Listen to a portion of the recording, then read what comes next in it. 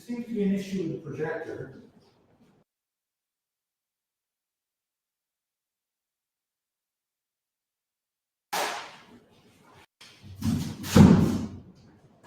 IT says they're on the way. Hopefully things will work long enough for us to get this thing going. If the projector keeps cutting in and out, we may have to switch to different displays in action. See? That did not work. Let's focus that properly. There.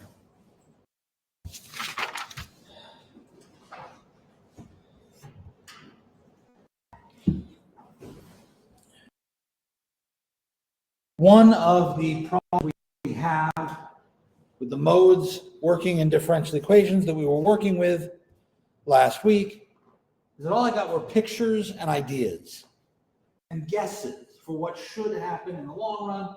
I could look at equilibrium, but I really couldn't tell you anything else. So how do I actually analytically solve these? How do I get equations for what the solution to a differential equation should be? Well, it depends on the way in which our equation is set up. There are different techniques that depend on how the derivative and the original function are related. So let's suppose I have either a product or a quotient where x and y can be thought of as not being added or subtracted, but only multiplied. Something like the following.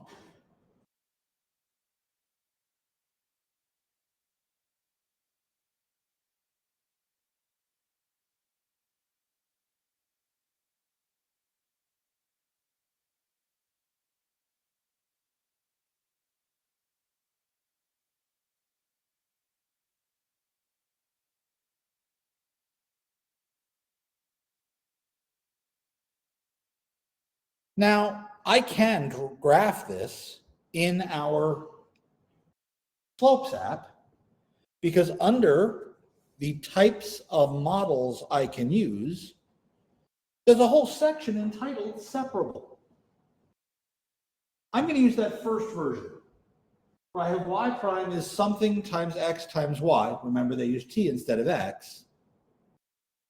And if I clear that out, I can write t squared divided by y squared. And I get a very weird looking picture. It looks like it's almost going straight up everywhere. There's this sort of wiggle here in the middle.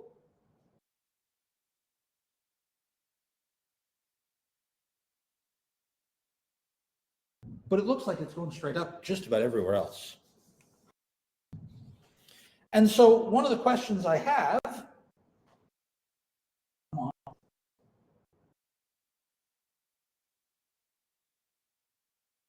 is how do I actually go about solving this sort of thing? Well, it turns out, I'm going to jump all the way back to chapter 3 on differentials.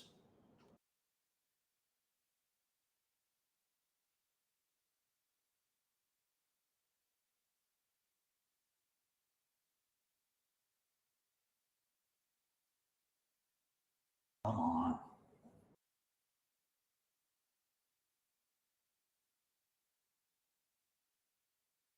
Back in chapter 3, where we talked about differentials, we talked about treating them separately from one another.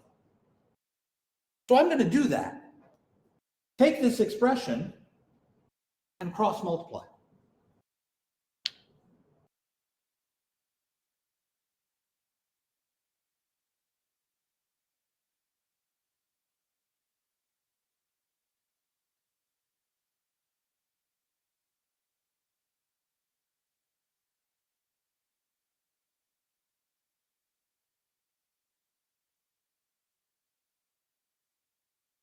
But now I can think of the left side as the derivative of something and the right side as the derivative of something, each in their own variable. I've separated my variables. Aha, separable equations. I can separate my variables from one another. Integrate both sides.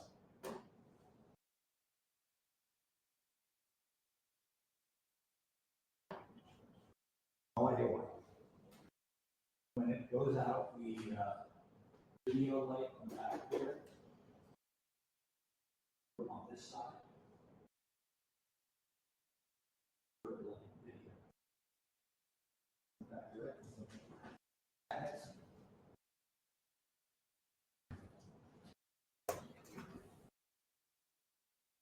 What do you get for your integral? Leo. Basically, 1/3 y cubed equals x cubed plus 3.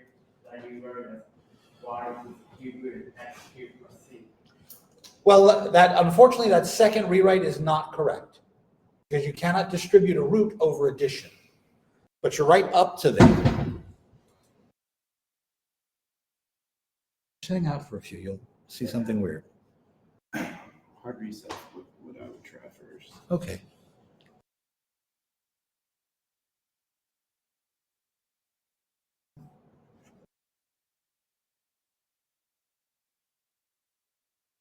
So I end up with that because I can't distribute that root.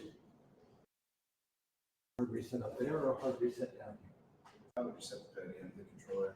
All right, well, that's going to take like 5 minutes out of the class, so we'll have to do it between classes. We'll see what happens. Yeah, let me know. I'll let Tyler know. I think that's probably the least solution unless there's a component in there failing. Well, we'll find out in a couple minutes. Okay. Thank you. Why is that only plus C when you're doing it? Well, there should only be one plus c total, right? There'd be a plus c on the left and plus c on the right. I can combine them. They're two separate constants, right? So if I just combine them into one spot, then I can just put it on one side. But now, wait a minute. That's an explicit, so you can graph that. If c is 0, then you get y equals x. But if c is not 0, you get other stuff. And that's where interesting things come out to play. The resulting set of graphs looks like this. Near 0, there's substantial changes. So if I add a boundary condition or an initial condition to this, y of 0 equals 1. Well, then I can go from here and I can say, okay, 1 equals the cube root of 0 cubed plus 3c. 1 is the cube root.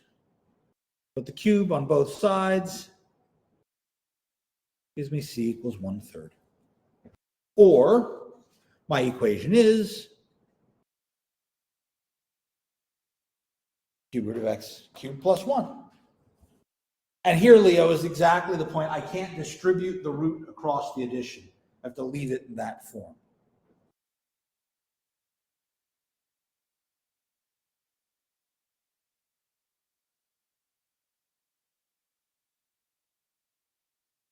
Maddie, in a sense, the reason there's only 1 plus c is the same reason that when I took the derivative in the implicit derivative parts, really took the derivative, the chain rule came into play with y. It really only came in with one variable.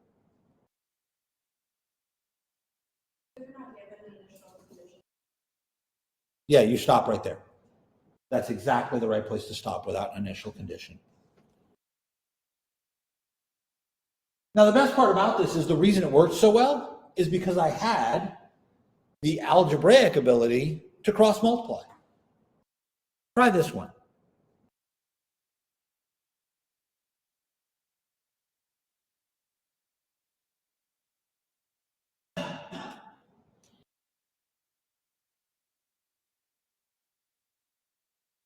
Do I have an initial condition on this one? I do not.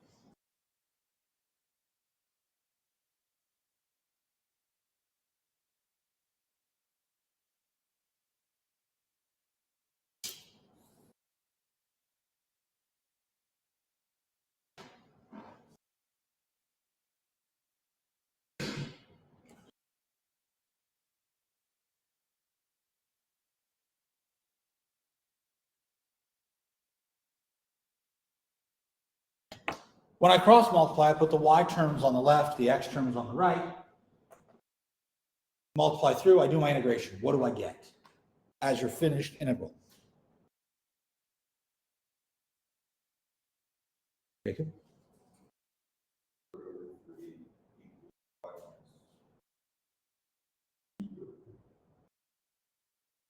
Okay.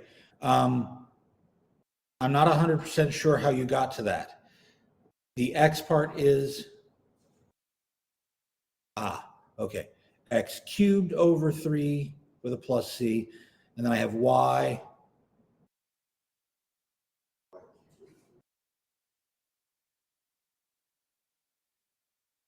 If we can get this thing reconnected.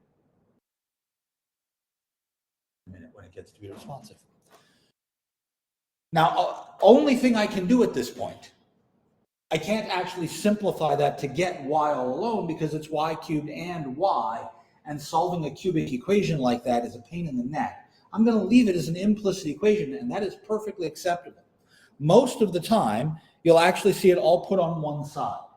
So in this case, I might move the x cubed over, I might move the y terms over there, and then set it all equal to that constant c.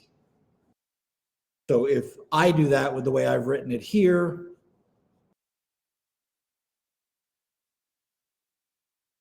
put it all on one side, I promise it's coming. Once this thing decides it's going to listen to me.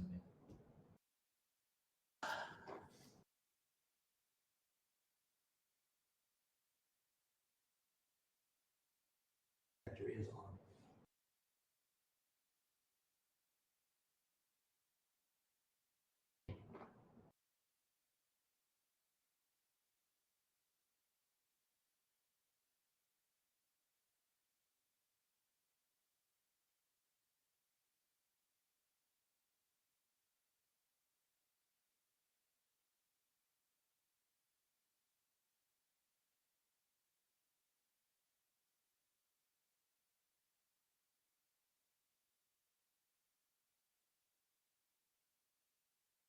The other thing we can do is we can get rid of the 3's that are in the denominators. If we multiply through everything by 3, so I get x cubed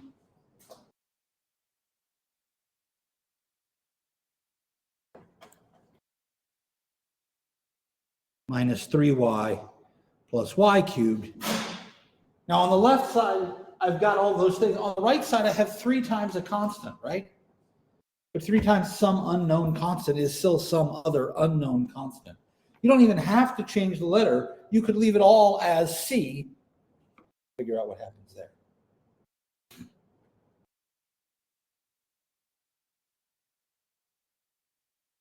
And again, I could graph this, but I can't get my explicit equation like I did in the previous one, y equals.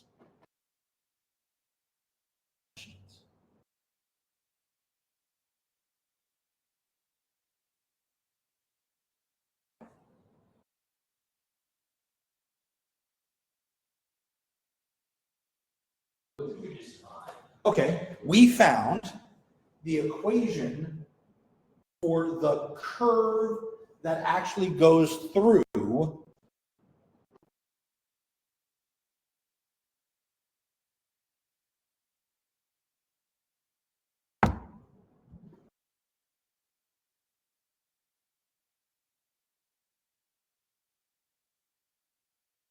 squared divided by 1 minus y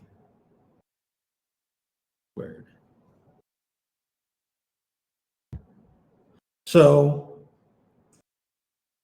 we found the equation for the curves that we actually see here.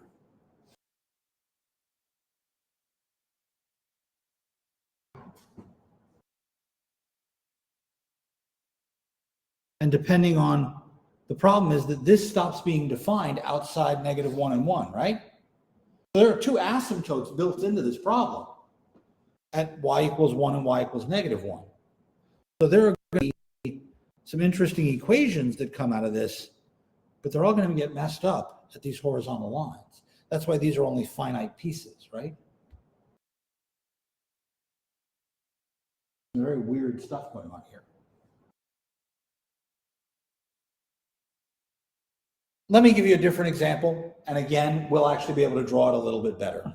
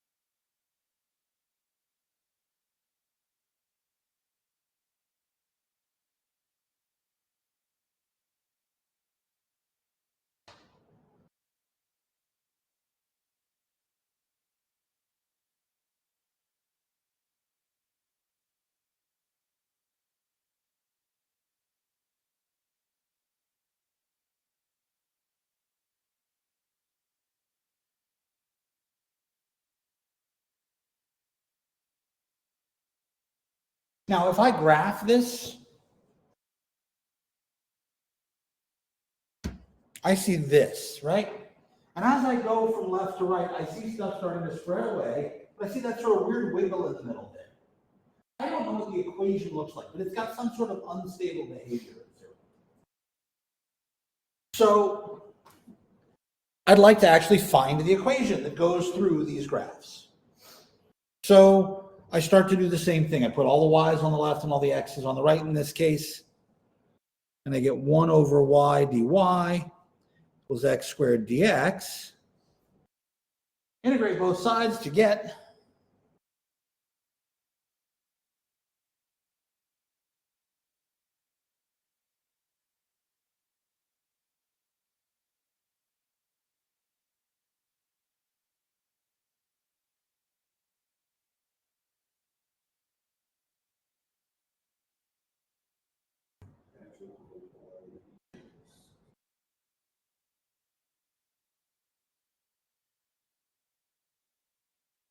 Don't forget that when you do the logarithm, you end up with an absolute value.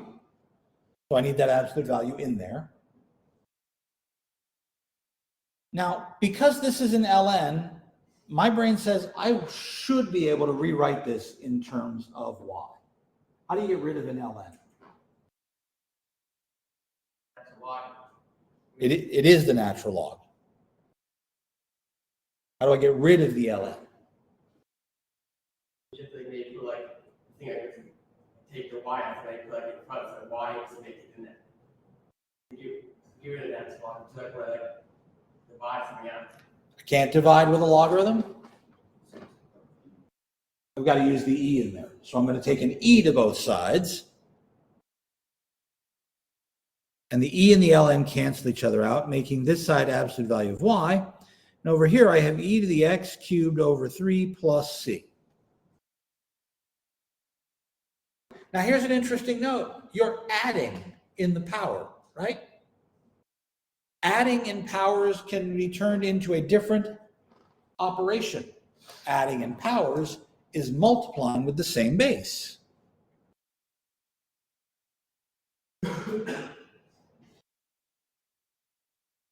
But just like before, I now have some constant, e to the c. I don't know what that constant is, but it's a number, right?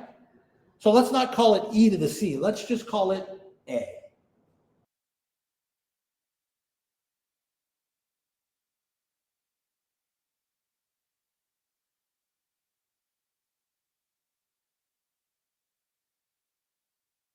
And if I want to get rid of the absolute value at this point, I can put a plus and minus on the other side. Now, if I had an initial condition, you could plug it in and solve for a, couldn't you?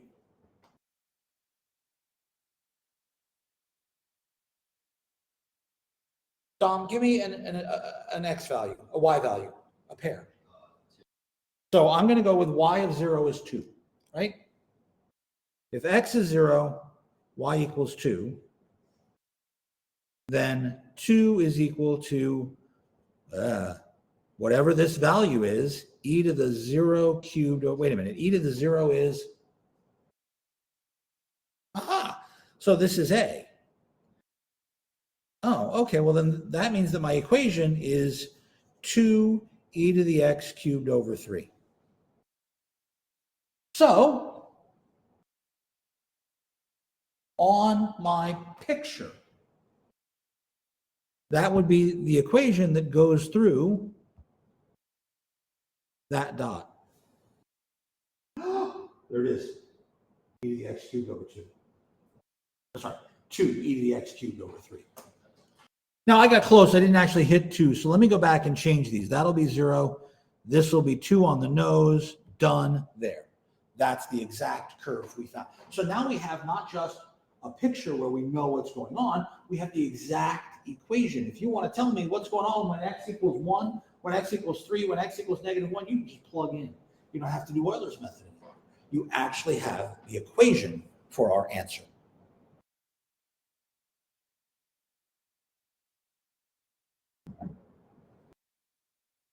More questions?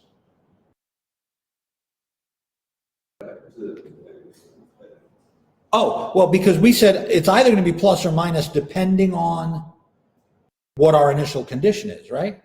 If we tried to solve that up here, then we would have gotten a positive number. So there's no more negative possibility here.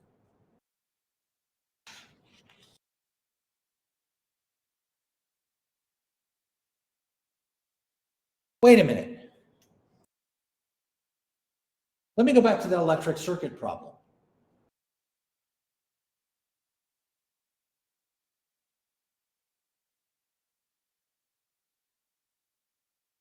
We had the circuit with the resistor and the light bulb, and when we flipped the switch, the power went on, and we saw a picture based on our slope field that had an equilibrium solution at 5, and if we started at 0, it kind of went like this. I know what the picture is. What's the equation? I suppose you know that. I can do exactly what we just did. Notice here, the only thing on this side is in terms of I. I'm going to divide that over to the left.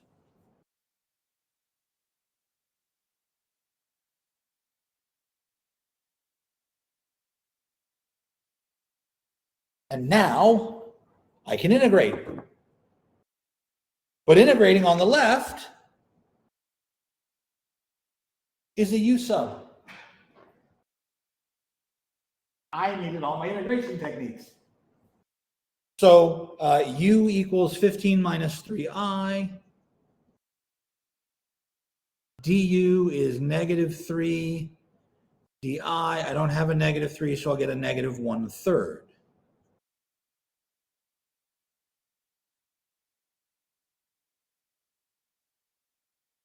What happens when I integrate on the right?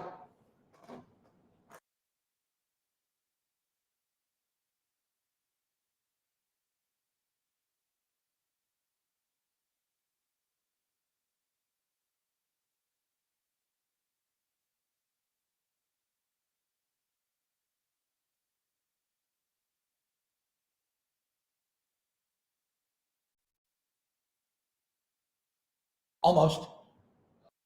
I get T plus C, exactly. I don't like having the -1/3 on the left. I'm going to put it on the right, so I multiply by -3.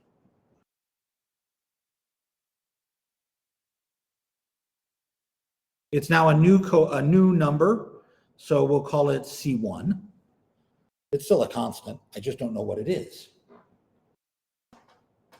I can solve for that constant, but I think I'm going to wait for that. And I'm going to do the same thing we did last time. I'm going to get rid of that ln.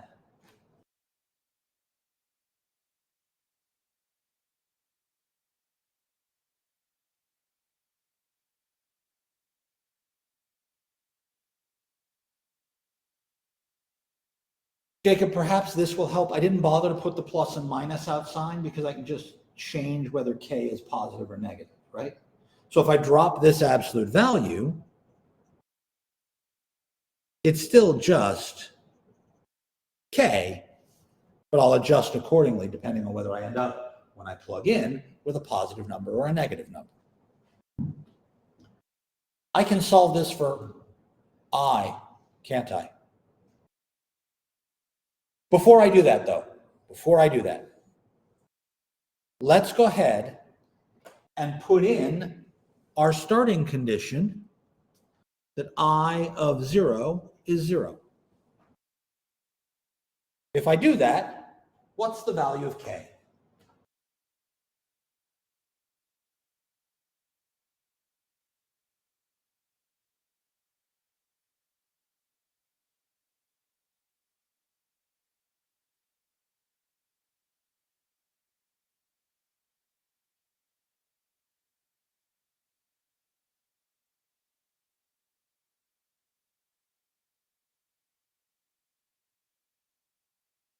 Yeah? Maybe one, like some number to zero is current. Well, but that's this being 0, and that makes this whole side k times 1. But that means that k itself is equal to 15.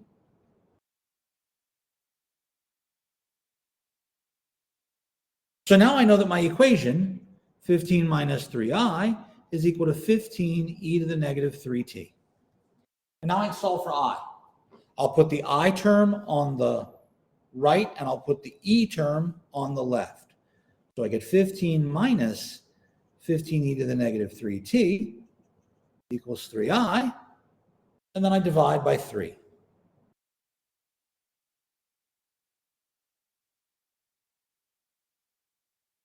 Notice that both factors on the right have a 5 in them. I'll factor it out. 5 parentheses, 1 minus e to the negative 3t.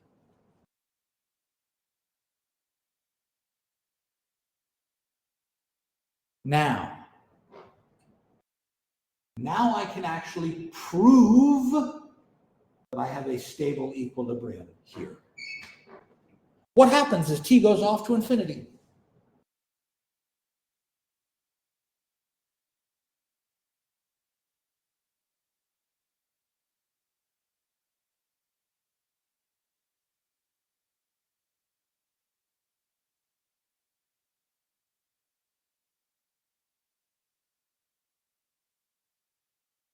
Maybe zero to a negative exponent, it's like starting up infinity. It. Which it?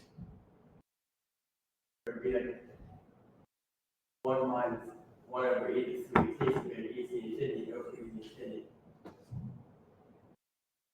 It would be 1 over e to the infinity. I'll grant you that. That piece, the exponential, is 0. But that makes my whole limit 5.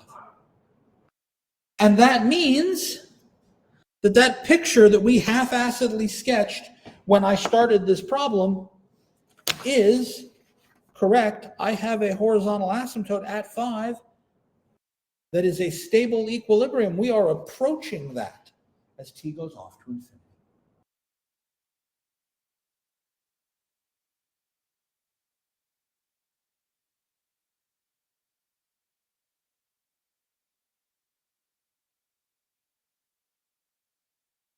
Yes, sir. But could you tell the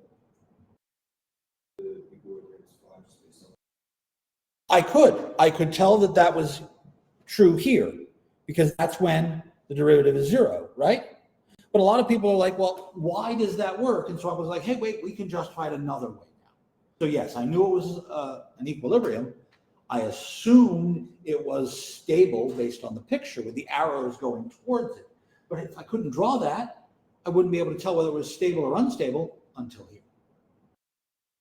So yes, but I was building off of several other things to do it from the picture.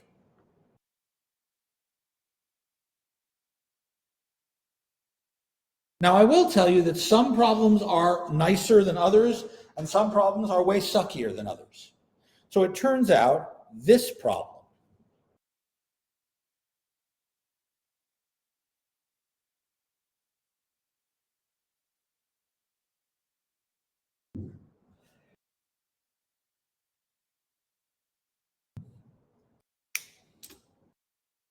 This problem sucks. Not because of anything in the problem being particularly difficult. The integral is actually very straightforward on both sides, but the problem comes into play when I try and get this as y all alone. Because if I separate this to integrate it,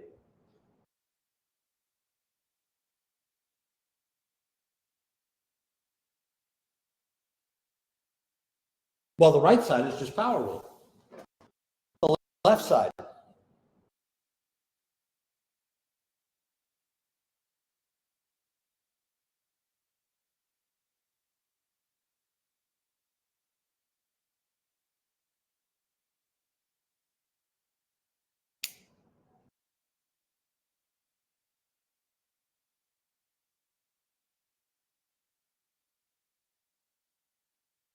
Nothing is flickering in the video. So there's nothing wrong on this end. It's here. I don't know why.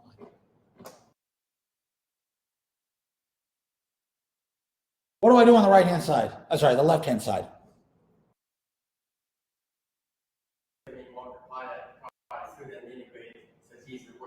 I absolutely could. I can also do a u substitution.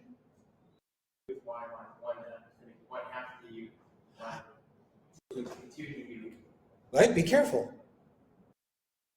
It's 2u, right?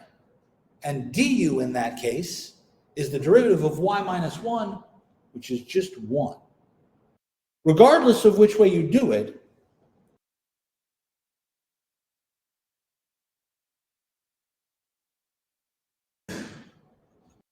if I do this, then the right-hand side is the left-hand side is y minus 1 quantity squared. And on the right, x cubed plus 2x squared plus 2x plus some constant. Now, I am 100% sure that it is going to be easier to try and solve for that constant right now than it will be at any other time. If I put in y of 0 is -1, I get -1 minus 1 squared equals 0 cubed plus 2 times 0 squared plus 2 times 0 plus c. On the left, I get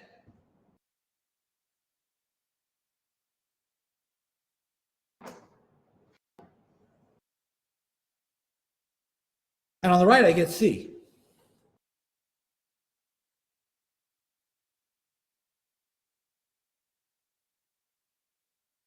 Which means y minus 1 squared equals x cubed plus 2x squared plus 2x plus 4.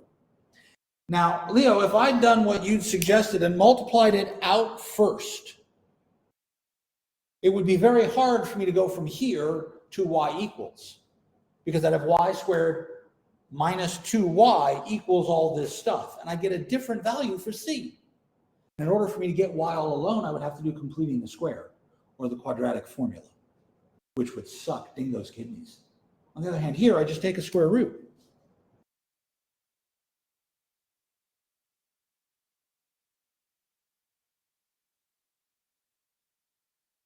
With one exception. Jacob, now here I need to actually take into account, should I get the positive square root or the negative square root is dependent on this.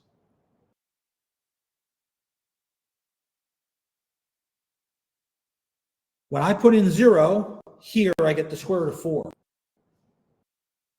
which is 2. Over here I get y equals 1. So this is either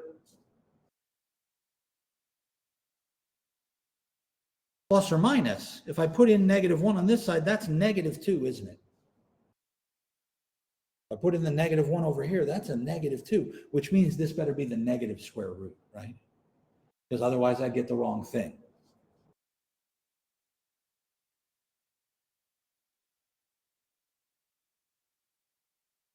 And then I move the 1 over and I get y equals 1 minus that square root.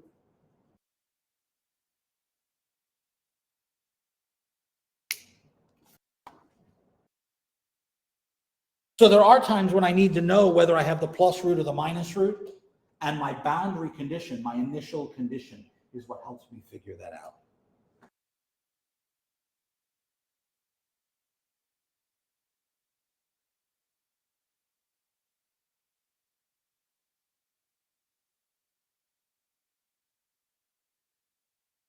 Is it worth it? I don't know. Is an implicit equation easier? Absolutely. If you give me this, am I going to be upset? Nope. Depends on what you are asked for. If you're asked for an explicit solution, you need to work it through to y equals. If you're not asked for one, don't give one. Don't do the extra work if you don't have to.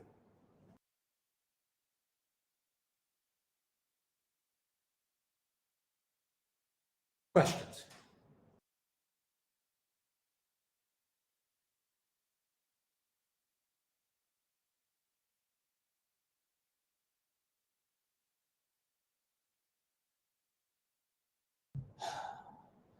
If you've got your phone or your computer out and you look at a weather map right now, you're going to see all sorts of lines on the weather map about areas of high pressure and low pressure, right? You're going to see these rings around a high pressure system, and you're going to see these white circles. Those white, well, they're not always circles. Those white shapes are called isobars. They're places where the air pressure is the same. And it turns out that the wind always moves perpendicularly to those curves.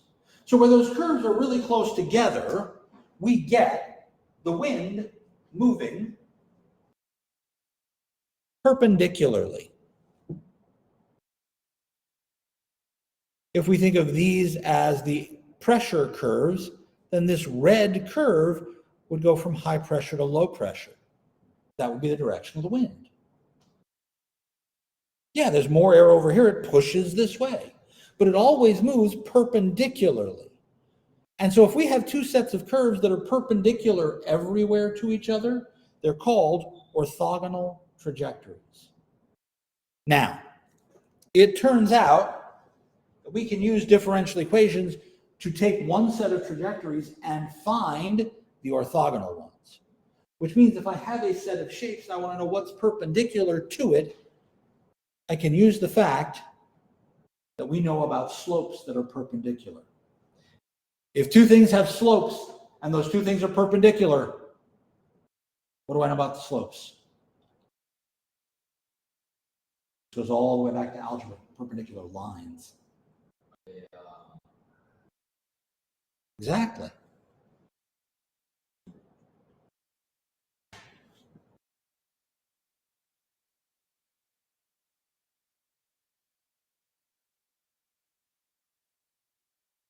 Or we can say their product is -1, right? Well, wait a minute. If I have dy dx for one set of curves, then I know an expression for the other set of curves.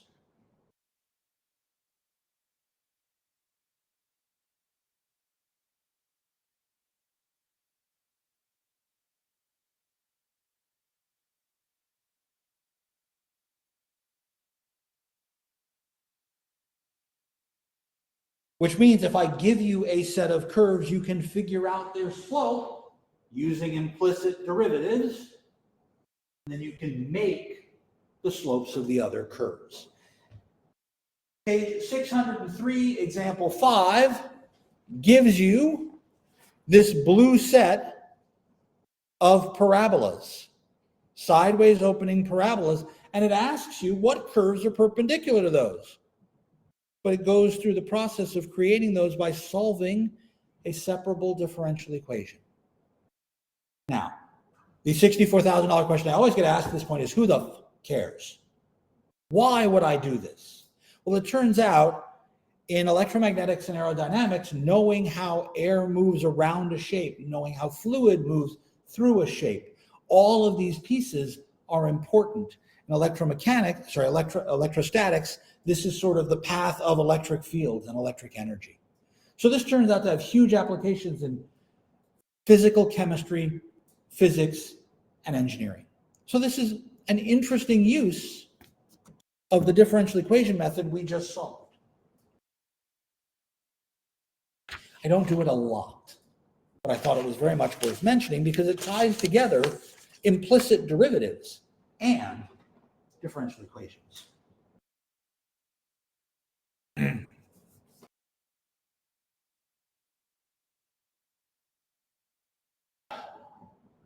The most common use of differential equations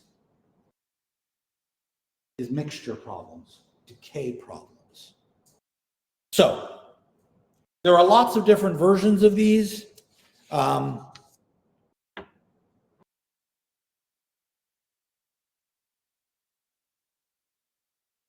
Iodine. Iodine.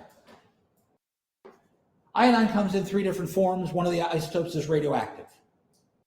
Radioactive iodine is used as a body tracer. You can get an injection or take a drink or get an IV with radioactive iodine and they can trace it through your body. They do this particularly to examine thyroids because thyroids and parathyroid glands store iodine. So a lot of medical research on thyroid behavior is done with traceable iodine. As iodine decays, it turns into both calcium, I want to say potassium, but I'm not sure that's right. It decays into two different elements. And the rate at which it decays is different. It more often goes to one than the other. So if I know how much iodine I give you, I know how much calcium you'll end up with, and I'll use potassium for now even if it's wrong, and how much potassium you'll end up with in your body over time. Why does this matter? Because one of the major cardiac drugs is a calcium channel blocker. And if you take calcium channel blockers and then you go in for an iodine test, you can't take your meds for the rest of the day. The amount of calcium in your body will disrupt the electrical activity in your heart. Bad idea.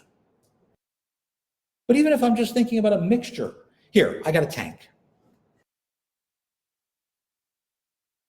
And this tank holds 1,000 liters. Metric ton of water. Now I am going to start with just water in this tank. But I'm building a saltwater fish tank. So I'm going to put in some liquid.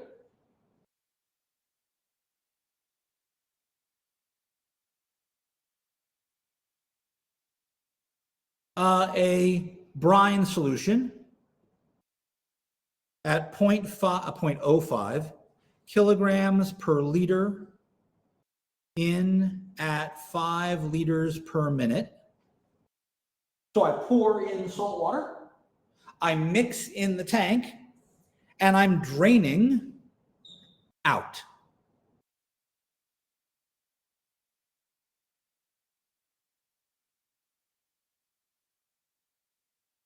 Can you tell me the amount of salt in the tank at any given time?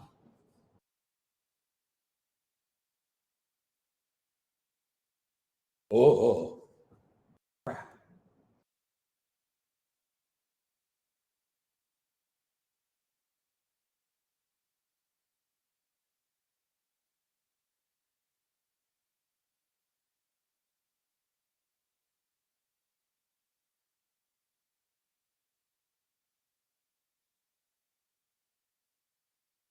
Well, let's think about this.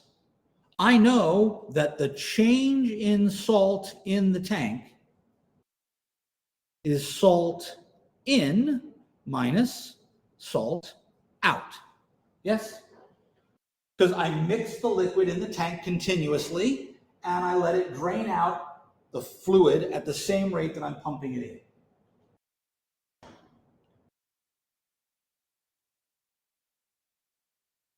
Salt in.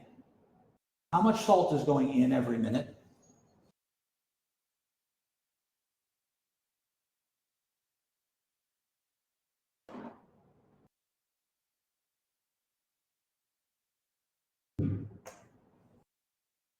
Say again? No, it's 0.05 kilograms per liter, but it's 5 liters per minute, right? So if I think about the units there, 0.05 kilograms per liter times 5 liters per minute, that's the liters, that's kilograms per minute. That's the right unit for salt in and a weight of salt, a mass of salt per minute. How about salt out? Well, liquid is coming out at the same rate that it's going in, so I don't overflow. And that means that there'll be 5 liters per minute coming out. What's the kilograms per liter of salt?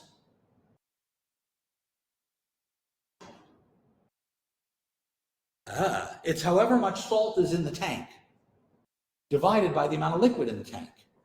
It's however much salt is in the tank divided by the amount of liquid in the tank.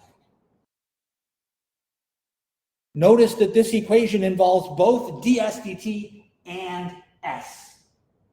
This is a differential equation. On the left side, I have ds dt. On the right side, that is 0.25 kilograms per minute minus 5 goes into 1,000, leaves 200, 1 over 200 s kilograms per minute. I have a differential equation. ds dt equals 0.25 minus 1 over 200. 1 over 200 is 0.005 s. This looks just like the equation we were dealing with the electrical circuit, doesn't it? Derivative equals number minus number I. 15 minus 3i. Okay, 0.25 minus. I know how to solve this. And once I do that, you can tell me the amount of salt in the tank at any given time, because you'll get S of t. Wait, there was an initial condition. How much salt was in the tank at the very beginning?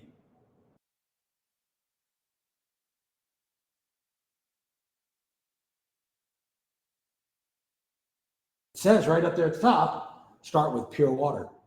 There's no salt in the tank at the beginning. S of 0 is 0. Mixture problems are the most common. First order differential equations, page 604, example 6, walks you through a different one of these. Now the iodine problem is actually going to require me to do 2 differential equations, and that's more complicated. We'll save that for the DiffEQ course. There are more options.